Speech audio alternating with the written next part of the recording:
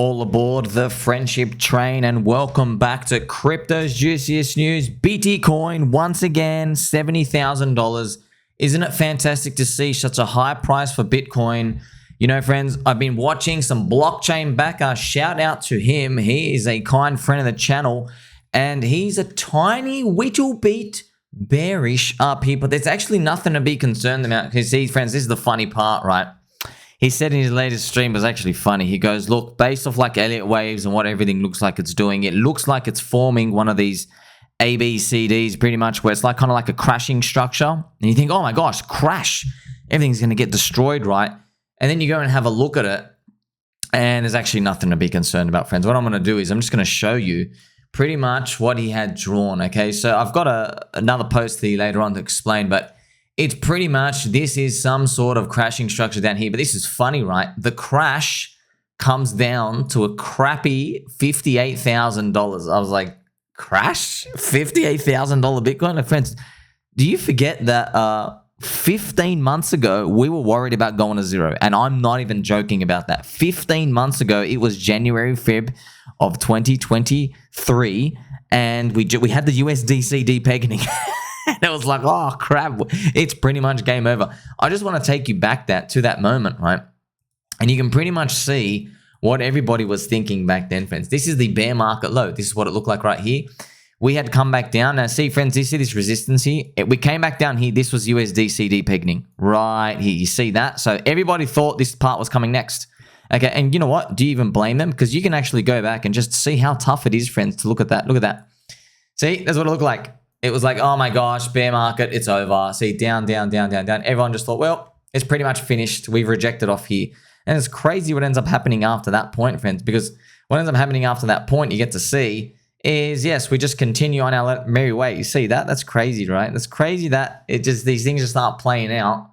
Just like if you wait long enough, eventually these things basically, friends, pretty much, you know, they just cover all the badness. That's pretty much it. Just waiting with time. But don't let that fool you, because waiting, you know, and just letting time heal the pain, that's bear market stuff. You understand it? That's your copium to get through the bear market. When the bull market is here, which it is right now, as we start to get into belief, euphoria, people will then go back to the bear market stuff. And then on every time we crash and stuff, they'll say, look, we've been through this before. It's been many years. We've conquered so much. We shouldn't be worried about this. And that's pretty much what everyone starts to tell each other. But actually, you know, it's pretty much the end. So that's what you got to be careful about. It's called complacency, friends. Where if you look around, you go, oh my gosh, I think there's actually a lot of people here who are non-believers. And that's what you got to be most concerned about. The ETH BTC chart, friends, is still around 0.05. Once again, we're waiting for that Bitcoin halvening. And here it is right now. It's about 8 days away. About 8 days away. Isn't that fantastic? I mean, here we go, 4-year cycle. But you got to remember, friends, okay, what happens after the Bitcoin halvening and this 4-year cycle? Kind of big, epic moment. Remember, it's more tied to the stock market. We know that. But psychologically for the rest of the retailers, you know, after the Bitcoin halvening, then what? Then like, oh, more adoption. Okay, what's more adoption mean? You need some sort of narrative, some sort of boost. You kind of think, friends, this is one of the most easiest things of all time. Because remember, every single time there's a Bitcoin halvening, right, altcoins start to get flushed up. People just go like, oh, wow, that's it. Everything's going to go great. People start to price in all the Bitcoin moves coming up, and then you get some sort of season. You know? Now, here's the thing. 2012, 2016, 2020, each Bitcoin halvening year, there was a technology renaissance in that year, every single time, which boosted up the whole industry. In 2016, we had Ethereum. Ethereum, right? Layer 1 smart contract platform of the world. Maybe you've heard of it. Wink, wink, of course. One of the biggest blue chips of the industry now. In 2020, we had Uniswap. Okay, Uniswap. Now, it was released back in like 2019, but in 2020, pretty much everybody learned the power of all these ratios and everything, because that's what that's what everything is, friends. The price of something, just a ratio of something to something else. And the DEXs, man, that technology is absolutely insane. Just Uniswap, friends. That's why I really, Uni, man, because they're fake DeFi Uniswap, they should have just made a buy and burn with their token. It would be higher than Tether right now. I calculated it based off their volume. They've done over 2 trillion of volume. If you just take out 5%, which is what's in their code, 5% of that volume doing a buy and burn, the liquidity injected is absolutely freaking insane. It's hundreds and hundreds and hundreds of millions of dollars. Like it's insane the amount of money that would have been bought every single time. Look at everybody in Uniswap. When's the last time you gave a crap about like a 2% slippage here and there? You didn't care because you're trying to make like a 10x, 5x. So you can see all this volume, man. It would have been crazy just if they did that. But it's very, very sad, but good. Sad on one end, but good because look, see, Uniswap have VCs and insiders and all these other PollyChain Capital and all these A16, Z, and all these people got insider VC allocations to Uniswap. But that, because of their VC insider scummery, they have been able to open the door for us. In PulseX, for example, PulseX is owning the casino. You have a hyper buy and burn that goes up to buying the coins pretty much in every single trade. The prices are on a dippy Rooney right now, but you can see we're up to, if you go here, friends, see, you got to press this button down here, exclude the origin address, unless you think Rigid Heart's just going to wake up and dump one down. Oh, yeah, and we are under maintenance as well, so that kind of sucks.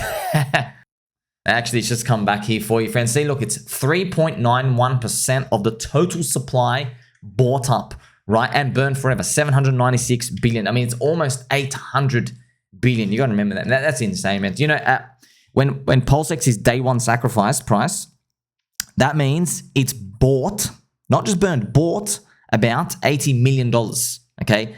That's right. It'll be that's when it's day one sack price. That'd be crazy. 800 billion times day one sack. That's nuts. When we get to that price, that's pretty much that'll be $80 million worth of supply that would have been left on the market, crushing us down. Except it's been chewed up. Where's it being chewed up from? It's being chewed up by all the degen activity, all the meme coins and altcoins and everything trading. Now, it would have been nice if all the sacrifice projects were contributing to that, but they're actually not. So that's something we just got to talk about later.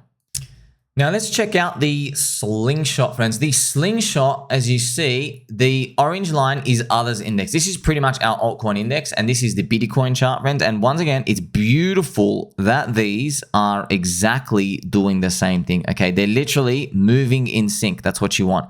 Down, down like that. But this is exactly what you want. This is perfect, okay? That is perfect because eventually, look, if Bitcoin does some sort of little crashy thingamajiggy, we'll probably follow. But then this part is going to be crucial, okay, after this part. Because what we might find is, okay, this is just maybe, we might find that altcoins start flushing up more extreme as Bitcoin goes up, okay? That's what we might find. And if they start flushing up more extreme, we don't know. That's end of times. That's pretty much, the final season is here. And it sounds like it goes forever, but actually only goes for like 60 days. And we'll be looking at things like Coinbase's App Store ranking and everything else in between. Look, as well, we've got to remember the chances of a June rate cut, they're down to 20%. Okay, they're down to 20%. So the people on the sidelines waiting for the US Fed to print money and do all this, they're still on the sidelines. They'll probably come, they'll buy at the very, very end, friends. Trust me, they're going to be waiting at the end. People you don't even know that were watching crypto, that want to touch Bitcoin, they're probably going to watch another country FOMO in. Something like that's going to appear, and our exit liquidity signals are going to just come out and pop up out of nowhere. Let's play some nice pump music because we're going to need it, friends. If we're actually truly going to crash a Roonies, I mean, what's a crash about 58K, friends? I'm telling you, as long as I don't see a 2 in front of the Bitcoin price, I don't care. Hell, set it to 32K. I don't care. Remember, we're just there a few months ago. No one cares about that, right? So we are moving along with time. We got the Bitcoin halvening and everything else. Also, for new people joining, just let's let you know. So Bitcoin has a cost of mining. And with the halvening, now the cost is rising up over time. Now, pretty much as a floor. You can see these charts where the floor, theoretical floor of Bitcoin is rising up over time just because it's getting tougher and tougher to produce each Bitcoin, especially after this mining. But you got to be careful because many altcoins projects, they've tried to do the same principle where they go, for example, Zen, they go, well, if over time it's more and more expensive to make this thing, the price should theoretically go up. Yes, that's not really the case, friends. Also, you saw with PulseChain. So just because pHex is cheaper to stake than eHex, right? It doesn't really matter. See, the cost thing, friends, humans and how we just perceive value and stuff, we take it all as one package. And it's a very harsh reality to deal with. Just look, it's also, you already know this, right? Just because, for example, if you come to me and you go, hey, I have a tissue in my pocket, and to get this tissue, I have the DNA of somebody who I spent $1 million finding around the world. I'm like, dude, I don't care. You got a tissue. Is that really, what is that in that tissue? You know what I mean? Where you been? Look like a weirdo. What's your trench coat? And so just because it costs you $1 million to get the DNA on this tissue, doesn't mean I have to value it at $1 million. Okay, I could be like, you know what? That's a tissue to me. It's worth about 4 cents. You know, and here, I'll blow my nose. You know what I mean? So everybody has a different perception of value here and there. With Bitcoin, it works a bit more nice and clean just because maybe because of the mining and the hardware and just because it's been around a long time, but it doesn't work with anything else, okay? Many crypto founders have tried this experiment. We've tried it before. It doesn't work, where you pretty much, you raise the cost of something over time. It doesn't actually raise the value necessarily, because what ends up happening is people will take bigger and bigger losses just to exit the network, to go chase something that's moving up. They'll do that no matter what. So if you made some like inverse halvening where your thing costs more and more expensive to make of your coin, it doesn't really matter. People will just, friends, we've seen in the marketplace, people will take 99% losses. They're taking in EHEX, 99% losses just to get out. They sold it at the bottom of Luna, bottom of the UST. They'll do that literally. If someone had $100,000, they will click out at any price just to get rid of the display on their portfolio, because it's so red and it evokes so much emotion, negative emotions, that they'll just click out just to get out. It doesn't matter what price it is. They're giving away for pennies, literally. And that's why obviously people like you and me step in and we're like, hey, maybe you are a bit too upset right now. Maybe things will change in the future. But of course, that's a game of speculation. Also, I want to show you, right? So yes, we've already seen this here. The rest of the crypto industry is just waiting for the price action for Bitcoin. So maybe we go sideways and roll over. Everyone's expecting kind of like a quiet period. I guess we'll see how that plays out. Just want to let you know that the interest rate cuts, remember, they've been pushed back, friends. They've been the next basically 3 months, no cuts. So they've been pushed back. Maybe there's a cut around the election, maybe, but it's because the inflation was ticking up. They printed too much money. I'm just telling you right now. By the way, someone in the Telegram, I forgot who it was, they asked a good question. They're like, well, if they hike rates again, are we all going to crash? Look, what I think would happen is we have a knee-jerk down, and then people wake up to their senses, and I have to tell everybody with bullish thumbnails, telling everyone, hey, you know they're only hiking rates because there's so much inflation. And you know what inflation means, right? It means the power of the fiat currency is poop, which means our system, which is non-fiat, it is therefore non-poop if you just follow the logical line. We don't have inflation problems at all in crypto, you know what I mean? We have deflation problems. That's funny. We're too scarce sometimes. So when it comes to the green candles and stuff, people want to buy, right? Because we trade more like a commodity in that sense. So that's pretty much where you got to understand. But there's going to be a knee jerk. People just sell, interest rate hikes, blah, blah, blah. You get those people out and then you continue again. So we're still waiting to see. Are the cuts going to come and usher in the top? We'll see. We'll see when that comes out. If you're wondering when the cuts expected to happen, this is around July, September-ish. But you never know, friends. Everything can poop the bear. There could be a world event. Anything can happen. Like, for example, in September 11th, right, they just did some emergency cuts. They're like, these things, things are looking pretty bad out there. But, I guess that's a story for another time, friends. I don't want to get taken down. Now, look, ChainLink have launched a transporter, which is funny, friends. I'm telling you, if you're in the PulseChain community, the ChainLink FUD has been so intense. It's like, man, how did I pick two hexagon-shaped stuff, two founders who are like visionaries, have different styles, and both of the communities are like just absolutely schizo, autistic, and everything in between. It's crazy. But yes, ChainLink has FUD. I know people in Hex looking at ChainLink, there's no way that coin has FUD. Yeah, it does, because if you look at the Link ETH ratio, all you will see is doom and pain, because that's pretty much what it comes down to, friends. Don't let anybody tell you that ratios are important. Ratios are the most important thing, okay?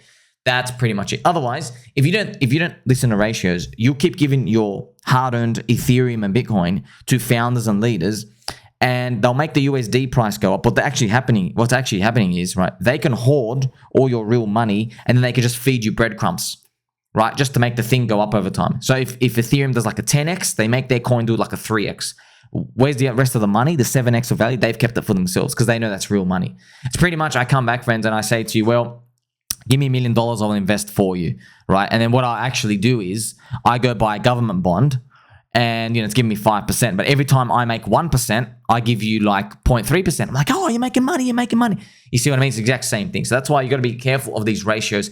If you can't add value on ETH, you are not adding value at all. But yes, we are in a bear market. That's why we're hoping this thing does the big swoop down. I've been talking about this for a long time, man. It's been a long time.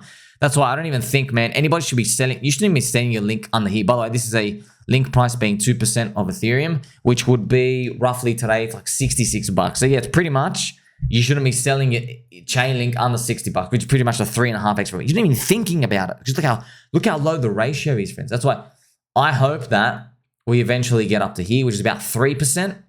So if Ethereum hits $10,000, that's a ChainLink price of $300. I know it sounds crazy by now, but like that's what the ratios say pretty much. So their transporter technology upgrade, it allows for multi-chain sending and messages. They support a lot of chains and stuff here and there. Nothing me and you can use.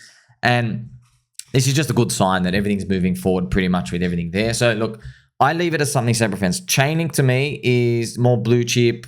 But look, I know a lot of you guys, man, you just, friends, I don't care who you are, man. Market cap matters. Yeah, man, look, friends, if you got less than 10 grand, I know you don't want to touch these big market cap stuff. I completely get it. But hey, ChainLink doesn't have an ecosystem though. ChainLink is the leverage on Ethereum.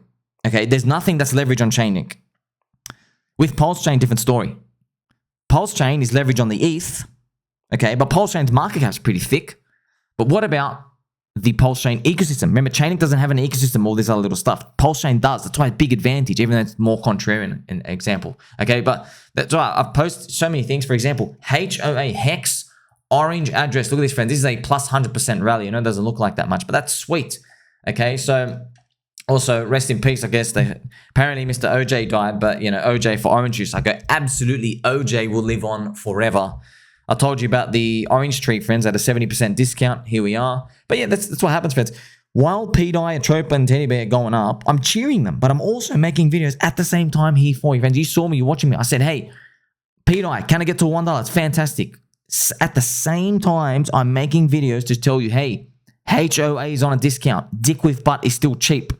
Poor pleb, which you haven't even thought about for 3-4 months, is still in the deep buy zone. There's so much opportunity. I just keep handing stuff out, bang, bang, bang, bang, bang, all in the cheap buy zones, okay? When things go up, these are the things, friends. When things are like up and parabolic, like the pDAI chart, people want to come buy, but I put it on regular. This is what the chart looks like, man. People love just buying up here. You love paying attention up here. No one wants to pay attention here, okay, when you got the scoop.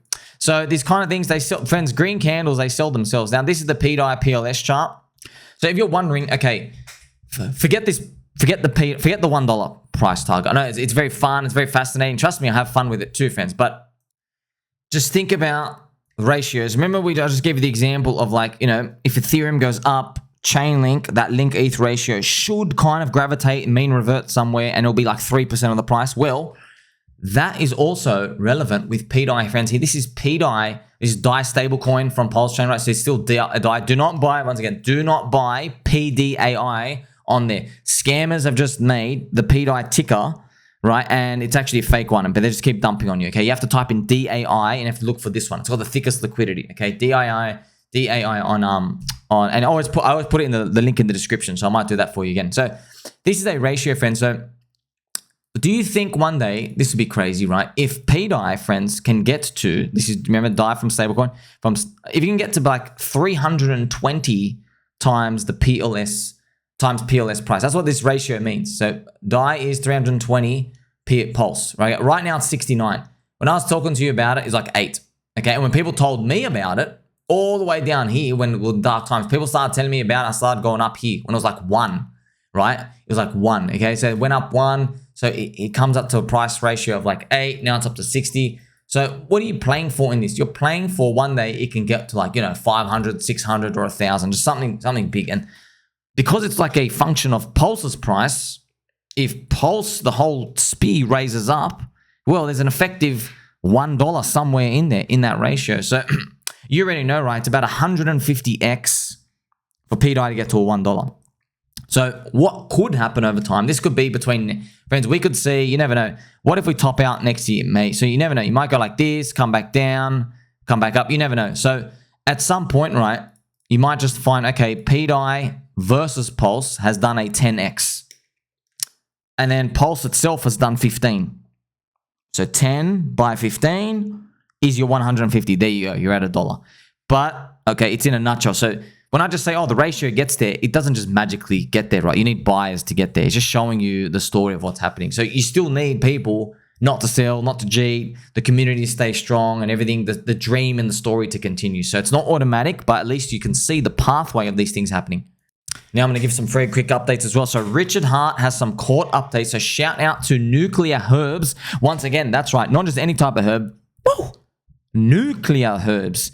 He made a very nice update. So he spoke to somebody anonymous. Shout out to this person as well, Hexagon. He went to the court with Richard Hart and the SEC. I forgot exactly how it planned out, who was actually there. Maybe Richard was there, I'm not sure. But he basically said that it's very, very good. It's looking very positive for the legal team of Richard Hart, looking super strong. The cases are they're one of the best cases they've seen. Pretty much a lot of like independent lawyers have said stuff like that.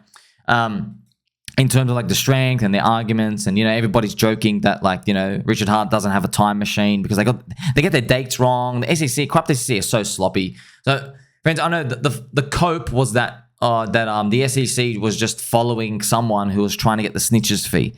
And you think, oh yeah, that sounds like a bunch of code. But no. If you actually read the documents, you figure out, oh wow, you guys actually did just follow the snitch. Because they know what they're doing, man. They're just boomers, friends. They got no idea. They're bug eaters. They just eat bugs. They made their financial system and their stuff. They're part of the financial system. They're part of tentacles. They're the secret US government, fourth government wing arm of the US Fed and stuff. So all these things being put together, you just see it's a very, very sloppy case here and there, but the prices will eventually reflect that. So if you're waiting for a Richard Hart win at the very, very end of 2 years, you're probably waiting too long. The market is smarter than that. It all depends on the network effect and the adoption and stuff here and there. Now, the next important date is there's actually a calling, which is pretty much here, friends. Save the date, October 24th. Okay, Richard Hart versus the corrupt SEC. So I'm just here sending a message out to the PulseChain community as well, that Richard's lawyers, so this person asked to remain anonymous when they went to the court. Apparently, Richard's lawyer says, yeah, if a lot of people showed up for moral support, then it would look really, really good, pretty much, to everyone else. Because then, pretty much, what he meant to be a fraudster, right? Like, what kind of fraudster walks around where everyone has like, hey, what do you mean fraud? No one got frauded out here. You see what I mean? So that would look very, very positive.